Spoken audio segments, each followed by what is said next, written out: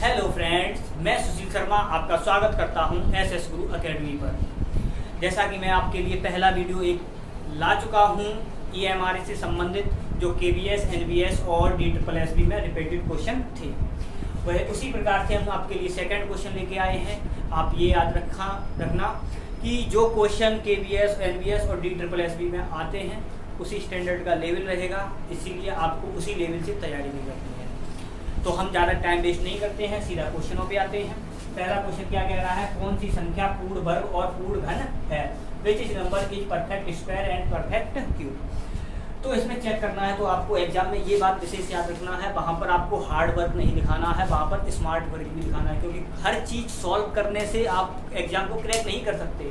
आपको कुछ चीज़ें ऑलरेडी याद होनी चाहिए। जैसे कोई पॉइंट होता है तो मतलब जो सॉल्व करने वाला है वो तो होगा ही थोड़ा बहुत, लेकिन जो रियल में याद करने वाली चीज़ है आपको वो चीज़ याद होनी चाहिए। जैसे अब यहाँ पर है तो इसमें देखो, अगर हम 729 का सीधा वर्ग करते हैं, गुणनखंड करते हैं, तो मैं सीधा काट रहा हूँ 9 से। 9 ठी बात 9 1 9 9 ठी बात 9, और ये हो गया तुम्हारा 9 बार, और ये हो गया 9। अब इसे हम 3 बार 3 लिख सकते हैं, ऐसे इसे लिख सकते हैं, और ऐसे ही इसे भी लिख सकते हैं। तो देखो 3 और ये 3, इसका मतलब ये है 9 का तो ये क्या है, क्यूब है। सॉरी 9 का तो 9 का तो क्यूब है, और 27 का क्या बन रहा है, देखो 3 3 3 3 का 9 दिया 27, 27 का क्या बन रहा है, स्क्वायर बन रहा है। इसका मतलब हमारा कौन सा ऑप्शन सही हो जाएगा, पहला ऑप्शन सही हो जाएगा। सेकंड क्वेश्चन की बात करते हैं, क्या कह रहा है, 18,225 का वर्गमूल ज्ञात कीजिए, find the square root of 18225। तो यहाँ से अगर हम निकालने की बात करें स्क्वायर रूट की, तो यहाँ पर देखो, अगर किसी का भी यूनिट नंबर यानी इकाई का अंक है 5 आता है, तो आपको विशेष याद रखना है कि उसका इकाई का अंक यानी यूनिट नंबर 5 ही आएगा, चाहे वर्ग निकालें चाहे वर्गमूल निकालें, ठीक है। और चाहे हम क्यूब निकालते हैं तो भी आएगा 5 ही वहाँ पर। तो यहाँ पर देखो, यहाँ 0 है, यहाँ 5 है, यहाँ 0 है, यहाँ 5 है, तो इसका ऑप्शन कौन सा मिल जाएगा, हमारा 35 मिल जाएगा, ठीक है। उसी प्रकार से क्या है, 4 अंकों की सबसे छोटी संख्या ज्ञात कीजिए जो एक पूर्ण वर्ग है। अब देखो, तभी तो मैं कह रहा हूँ कुछ स्मार्ट वर्क। इसमें देखो स्मार्ट वर्क कार्य कर गया, क्योंकि ये पॉइंट याद होना चाहिए था, ये भी पॉइंट हमें याद होना चाहिए था इसमें से।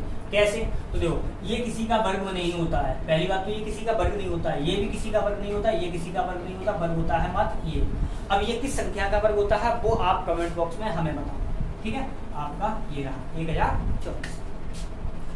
उन 3 संख्याओं में से एक संख्या ज्ञात कीजिए जिनका अनुपात 2 3 5 है, जिनके वर्गों का योगफल 608 है। अब देखो सीधा उन्होंने लिखा है वर्गों का योगफल, ठीक है।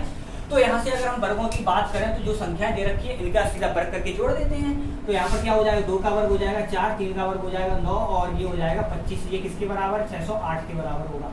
ये कितना हो गया, ये 25 25 9 34 3 38, तो कितना हो गया 38। 38 का मान दे रखा है आपको कितने के बराबर, 608 के बराबर। 2 से काट देते हैं तो ये 19 हो गया, 2 से काटा तो ये हो गया 304।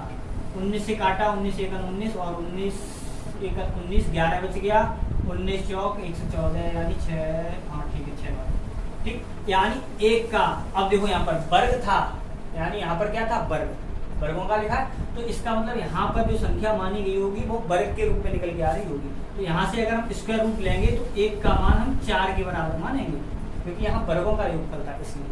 अब यहाँ पर जब 1 का मान 4 के बराबर है तो 2 का मान कितना हो जाएगा, 8 के बराबर। 5 का कितना हो जाएगा, 4 5 20 के बराबर। चेक कर लो कौन सी संख्या है। तो 2 का मान तो ये हो गया, 5 का मान ये हो गया, 3 का नहीं निकाला, 3 का मान हो जाएगा 36 12। संख्या मिला लो, कौन सा ऑप्शन मिल रहा है, 20 12 8 वाला मिल रहा है। यानी एक संख्या पूछी थी, कोई सी भी हो सकती है। अब इसमें से ऑप्शन में से कोई सी संख्या दी जा सकती थी, आपको 8 दे दिया गया है, ठीक है। अब यहाँ पर क्या है, क्वेश्चन 5 की बात करते हैं। ये दे रखा है स्क्वायर रूट के अंदर का मान ज्ञात कीजिए, find the value of its, ठीक। तो यहाँ से अगर हम बात करें तो देखो यहाँ पर मैंने क्या कहा, स्मार्ट, थोड़ा स्मार्ट लगाते हैं। तो कैसे, यहाँ पर देखो सब नंबर बराबर लिखे हैं, बस अंतर कितने का आ रहा है यहाँ पर देखो पॉइंट के बाद 3 अंक है, यहाँ पॉइंट के बाद 2 अंक, यानी हमारा पॉइंट के बाद का 1 पॉइंट चल रहा है, यानी दोनों का सेम लिखा है, बस क्या है 0.1 का अंतर चल रहा है देखा जाए तो। अगर हम 0.1 की देखो डायरेक्ट करें तो यहाँ पर देखो कम है और यहाँ पर ज़्यादा है, यानी पॉइंट के लिए यहाँ पर वैल्यू ज़्यादा है, क्योंकि यहाँ पर 3 अंक है और यहाँ पर 2 अंक है। तो अगर हम सीधा लिखें तो इसे जो हम डायरेक्ट करते हैं, ऊपर अगर हम 1 मान लें तो यहाँ पर पॉइंट यहाँ पर है, यानी लेफ्ट हैंड की तरफ है, राइट हैंड पे कितने 3 यूनिट है इस समय, और ऊपर वाले में 2 यूनिट है, तो इसका मतलब 0.1 का रेशियो अंतर चल रहा है, इसका मतलब ये। अगर इसे उल्टा कर देते तो 0.1 ऊपर आ जाता, तो इसका मतलब है यहाँ से हटाएंगे तो हमारा आंसर कितना बन जाएगा, 10 वाला बन जाएगा। कौन सा ऑप्शन बन जाएगा, सीधा डायरेक्ट। अब क्या कह रहे हैं यहाँ पर, तो ये आपको दिया है, यानी स्क्वायर रूट के अंदर 324 अपॉन में 1.5 1.5 और यहाँ पर क्वेश्चन मार्क है, इसकी वैल्यू यानी क्वेश्चन मार्क की वैल्यू हमें निकालनी है। तो यहाँ पर देखो 256 में कितने का वर्ग होता है, अगर हम यहाँ पर बात करें 324 अपॉन में 1.5 और यहाँ पर थोड़ी देर की x मान लेते हैं, कोई बात नहीं है, और यहाँ पर हो जाएगा 256, ठीक है। तो ये तो 16 का वर्ग हो गया भाई, यानी ये कितने का वर्ग है, 18 का, और ये 1.5, ये कितने का x अपॉन ये कितने का वर्ग है, 16 का। अगर हम यहाँ से पॉइंट हटा दें तो यहाँ 0 आ जाएगी भी। 3 से काट दो, 3 18 और 3 पंजे 15 और 5 से इसे काट दिया, कितनी आ जाएगा, 12 पंजे 60। x का मान आ गया 16 × 12, 16 दूनी 32, 2 3 बच गया, 16 3 19, यानी कितना आ गया 19, यानी 192 आ गया, सही है, ठीक, ये हो गया।